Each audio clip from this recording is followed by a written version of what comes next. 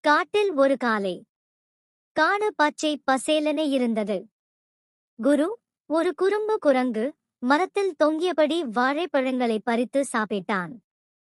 யம்மா, இந்த வாழை ரொம்ப இனிப்பு என்று சிரித்தான். ஆனால் அவன் கையில் இருந்த வாழை தவறி கீழே விழுந்தது. குறும்பு தொடங்குது. வாழைப்பழம் கீழே விழ, அது முயல் மாமாவின் தலையில் பட்டது. ஐயோ! குரு, நீயா என்று முயல் கோபமாக கத்தினான். குரு சிரித்தபடி, ஓ, மாமா, இது வாழை மழை என்று மரத்திலிருந்து இன்னொரு வாழையை எறிந்தான். காட்டில் குழப்பம். குரு மரத்தில் இருந்து மரத்திற்கு தாவினான்.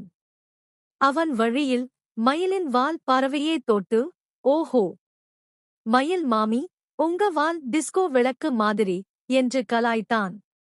மயில் கோபமாக, குரு, உன்னைப் பிடிக்கிறேன் என்று துரத்தினாள். பாடம் கற்ற குரு. துரத்தலில் குரு ஒரு பெரிய மரத்தில் மோதி கீழே விழுந்தான். ஐயோ, என் வால் என்று அழுதான். காட்டு விலங்குகள் எல்லாம் சிரித்தன.